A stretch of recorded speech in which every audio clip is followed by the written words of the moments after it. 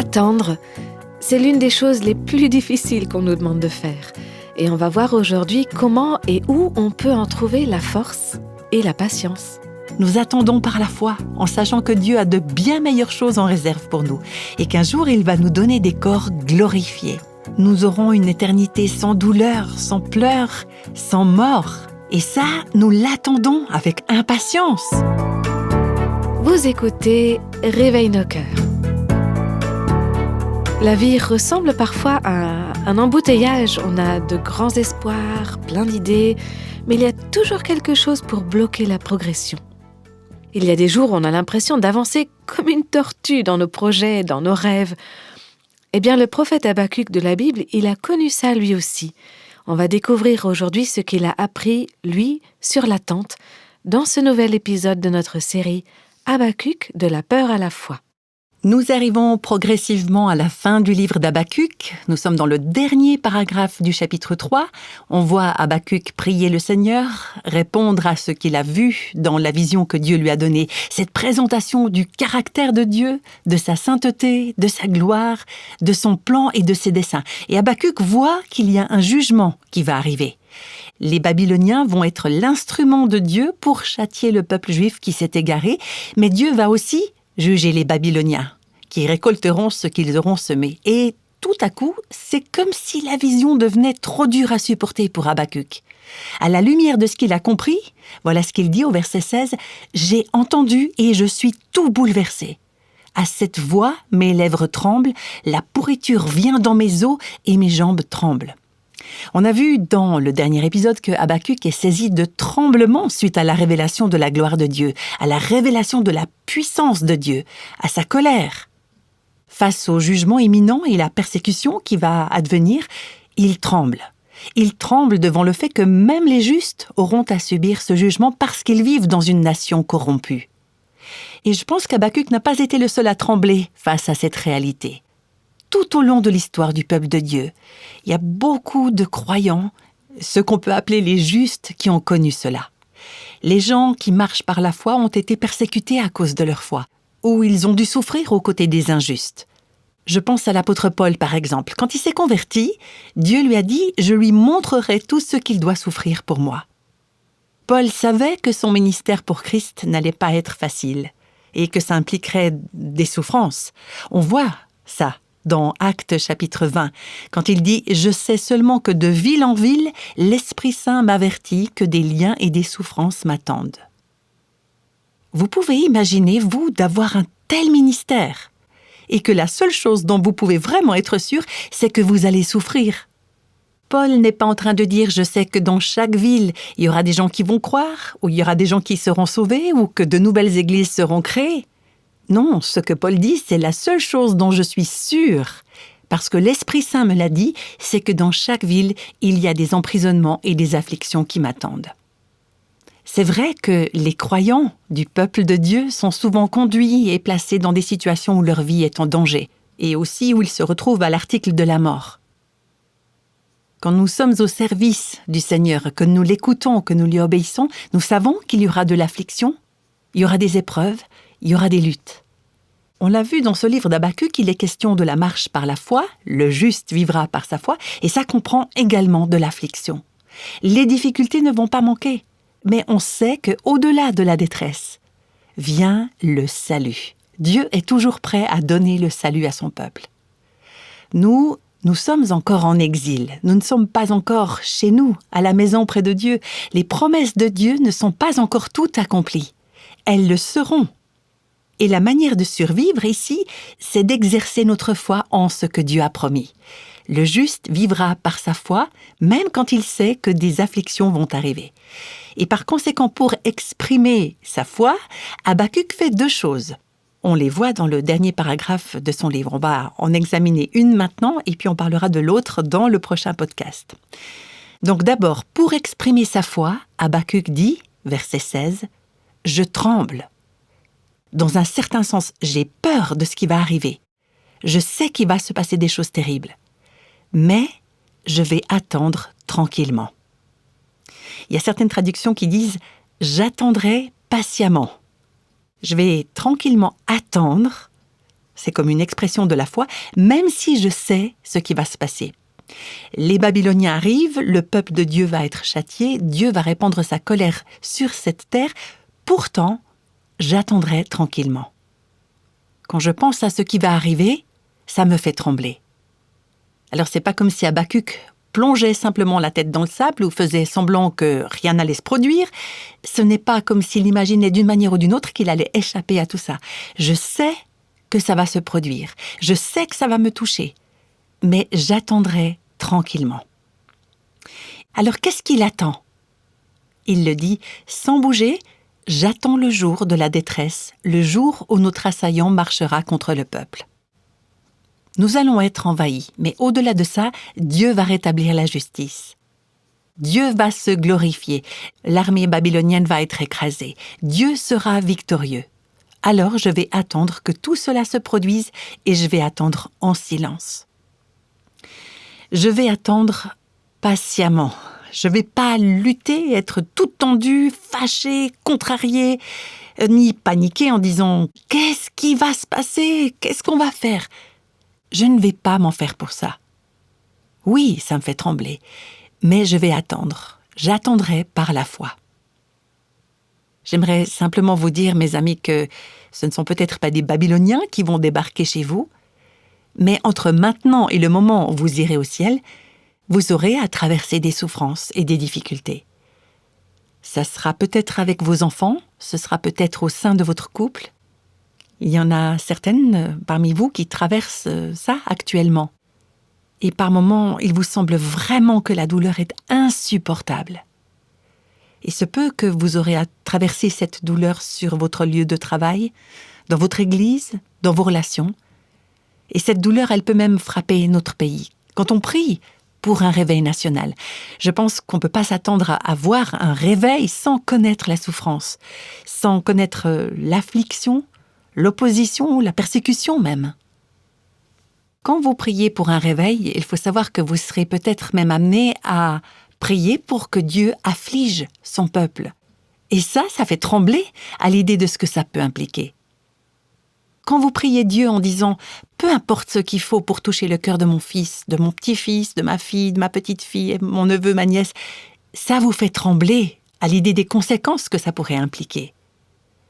Quand vous priez et que vous demandez au Seigneur « Sanctifie-moi, expurge le mal et la méchanceté de mon propre cœur », ça vous fait trembler à l'idée de ce que ça pourrait signifier et ce que ça pourrait impliquer pour vous. Mais c'est par la foi qu'on peut dire « Je vais endurer patiemment, je vais attendre tranquillement. J'attendrai le jour où Dieu déchaînera sa colère contre tous mes oppresseurs et qu'il sauvera, qu'il rachètera et qu'il délivrera son peuple. » Au verset 3 de Ésaïe 64, on lit que depuis les temps anciens, jamais on n'a appris ni entendu, jamais aucun œil n'a vu un autre Dieu que toi agir de cette manière pour ceux qui comptent sur lui. Attendre le Seigneur dans des temps de détresse et d'affliction, c'est une expression de notre foi. Et comment il vit, le juste vivra par sa foi. Quand vous pouvez compter sur le Seigneur et ne pas vivre dans cet état d'esprit inquiet, perturbé, vous développez la foi en sachant que Dieu va corriger toutes les injustices. Il accomplira ses promesses. Et c'est là que vous vous reposez dans le Seigneur. Le chapitre 8 de la lettre aux Romains nous dit que toute la création, c'est-à-dire toute la planète, se tord de douleur. Elle gémit comme une femme qui est en train d'accoucher. Qu'est-ce qu'elle attend, cette création ? Elle attend que Dieu la rachète. Elle attend que Dieu rachète la terre. Et ça vaut également pour nous-mêmes. Comme il est dit au verset 23, nous-mêmes qui avons les prémices de l'esprit en tant que croyants, nous gémissons intérieurement en attendant avec impatience l'adoption, la rédemption de nos corps. Il y a un gémissement sur notre terre. Et vous pouvez l'entendre dans les catastrophes naturelles, la terre qui gémit, qui se tord de douleur en attendant que Dieu crée un nouveau ciel et une nouvelle terre. Et même nous qui avons l'esprit en nous, nous gémissons. Il y a quelque chose en nous qui se tord de douleur, mais nous attendons ardemment que Dieu mette le point final de l'histoire. Nous attendons que Dieu vienne et rétablisse la justice. Nous attendons que Dieu exerce son jugement et son salut sur la terre. Nous attendons que Dieu nous délivre de ces corps, nos corps vulnérables et fragiles. Ça, nous l'attendons avec impatience. Nous attendons par la foi, en sachant que Dieu a de bien meilleures choses en réserve pour nous et qu'un jour il va nous donner des corps glorifiés. Nous aurons une éternité sans douleur, sans pleurs, sans mort. Et ça, on l'attend avec impatience. Quand votre corps est tourmenté par la douleur, par exemple l'arthrite, le cancer, quand votre esprit commence à s'affaiblir à cause de la maladie d'Alzheimer et que vous êtes confronté à la faiblesse, à la fragilité du corps humain, est-ce que vous n'attendez pas ça avec impatience ? Quand vous voyez vos proches, celles et ceux que vous aimez, qui sont touchés par toutes ces choses, est-ce que vous n'attendez pas avec impatience le jour où tout ça, ça sera derrière nous et où toutes choses seront nouvelles ? Ça, on l'attend tous avec impatience. Et Paul continue dans sa lettre aux Romains, chapitre 8. « En effet, c'est en espérance que nous avons été sauvés. Or, l'espérance qu'on voit n'est plus de l'espérance. » C'est-à-dire, si on pouvait tout voir, si on pouvait expérimenter tout ça, tout connaître maintenant, on n'aurait pas besoin de foi. C'est ce que dit ce verset. Ce que l'on voit, peut-on l'espérer encore ? Mais si nous espérons ce que nous ne voyons pas, nous l'attendons avec persévérance. Paul dit que nous attendons avidement, ardemment, et nous attendons avec persévérance. Comment est-ce qu'on peut faire ça ? Par la foi. Comment est-ce qu'ils vivent, les justes ? Par la foi. Nous attendons avec persévérance. Nous attendons avec une ardente patience. Dieu est en train de tout renouveler. Alors qu'est-ce que nous faisons ? Nous attendons le Seigneur. Bon, je ne sais pas pour vous, mais pour ma part, je trouve parfois vraiment difficile d'attendre. Est-ce que ça vous arrive aussi, pendant que vous êtes en train d'attendre que Dieu agisse, de constater que votre foi s'affaiblit, qu'elle vacille, et puis que vous glissez dans l'incrédulité ? On se surprend aussi à dire « Seigneur, c'est difficile d'attendre. C'est difficile quand je ne peux pas voir. C'est difficile d'attendre patiemment. J'arrête pas de trembler. Je vois ce qui va se passer et j'ai vraiment du mal à attendre. J'aimerais voir quelque chose se passer maintenant. » Alors oui, je crois que l'attente, c'est difficile pour tout le monde. Ça nécessite de la foi et attendre, ce n'est pas naturel. Voilà pourquoi c'est important de garder les yeux fixés sur le Seigneur, de garder les yeux fixés sur la ligne d'arrivée. Moi, j'ai vraiment du mal à attendre. Je suis impatiente de voir comment Dieu va résoudre les problèmes et j'aimerais que Dieu se dépêche. J'aimerais qu'il mette plus rapidement un terme à toutes sortes de choses. Je veux la voir arriver plus vite, la fin de l'histoire. Mais Dieu dit non, apprends à attendre.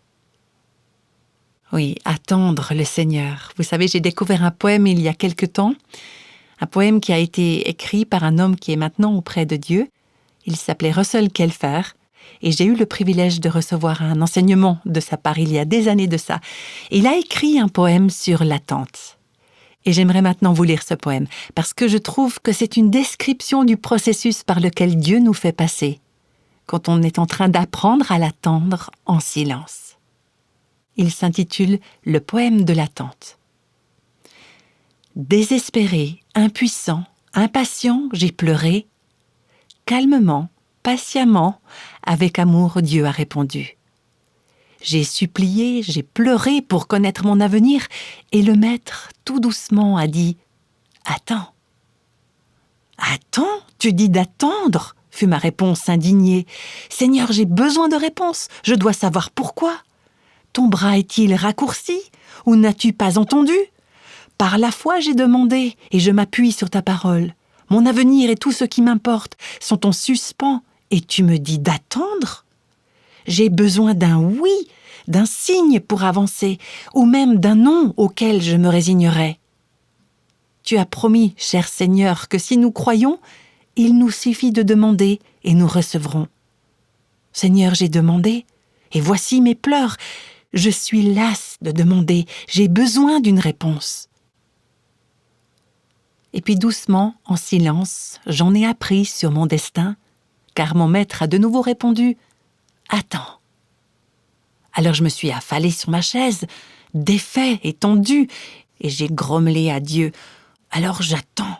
Mais pourquoi ? Il sembla alors s'agenouiller et ses yeux rencontrèrent les miens.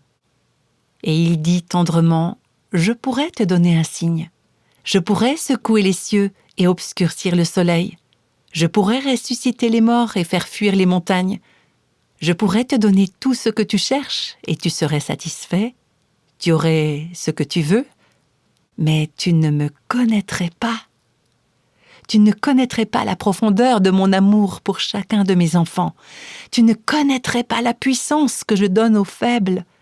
Tu n'apprendrais pas à voir à travers les nuages du désespoir. Tu n'apprendrais pas à faire confiance juste en sachant que je suis là. Tu ne connaîtrais pas la joie de te reposer en moi, quand l'obscurité et le silence sont tout ce que tu vois. Tu ne connaîtrais jamais la plénitude de l'amour, quand la paix de mon esprit descend comme une colombe. Tu saurais que je donne et que je sauve, pour commencer. Mais tu ne connaîtrais pas la profondeur de l'amour de mon cœur.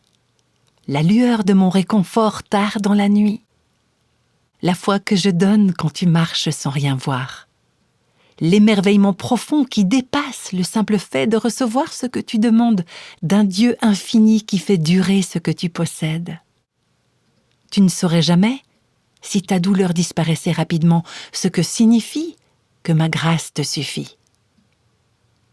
Oui, tes rêves les plus chers se réaliseraient du jour au lendemain, mais oh, quelle tristesse si je perdais ce que je fais en toi. Alors sois silencieux, mon enfant, et avec le temps tu verras que le plus grand des cadeaux est de me connaître vraiment. Et bien que souvent mes réponses semblent terriblement tardives, ma réponse la plus précieuse de toutes est encore « Attends ». Voilà ce poème de Russell Kelfer. Attendre le Seigneur. Attendre. Et ceux qui l'attendent ne seront jamais déçus.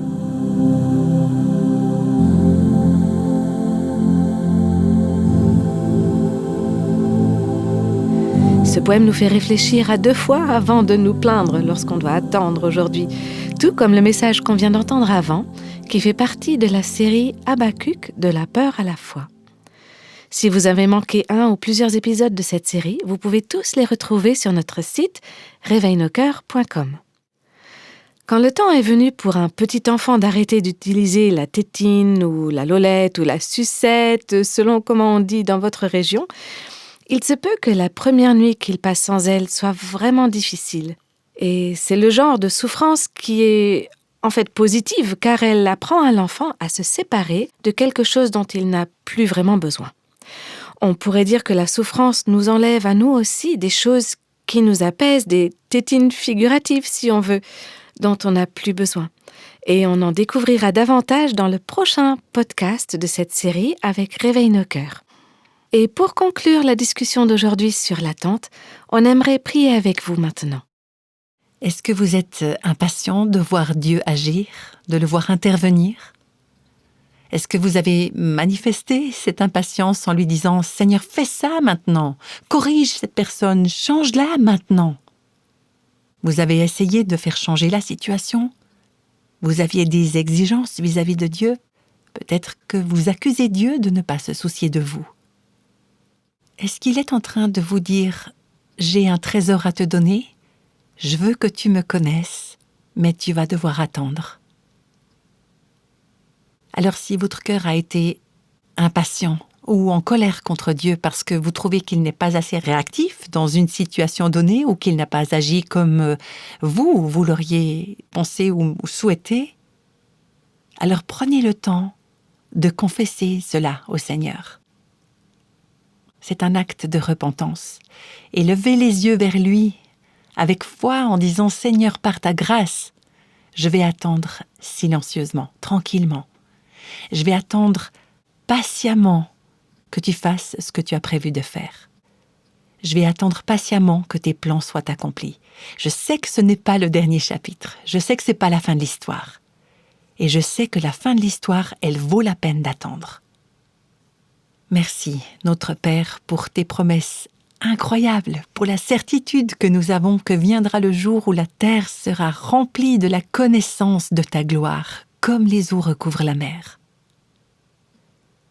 Nous savons, comme nous l'avons appris au travers de ce livre d'Habakkuk, que les justes vivront par leur foi. Si on n'avait pas à attendre le résultat, on ne pourrait pas apprendre à avoir la foi, on ne pourrait pas la développer. Et la foi, c'est ce qui te plaît. Alors Seigneur, apprends-nous à attendre, à nous attendre à toi et à attendre en toute confiance, attendre ardemment, avec une patience ardente, en sachant que tu fais toutes choses bien et que tu accomplis tous tes desseins, tous tes plans. Aide-nous, s'il te plaît, à garder les yeux sur la fin de l'histoire et jusque-là, à attendre silencieusement. Et c'est au nom de Jésus que nous te prions ensemble. Amen.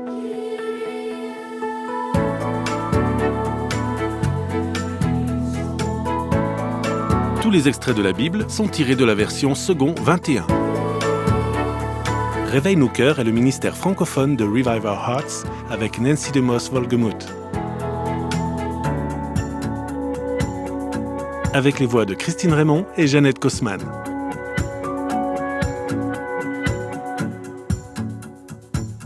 Quelle que soit la saison de votre vie, Réveille nos cœurs vous encourage à trouver la liberté, la plénitude et à porter du fruit en Christ.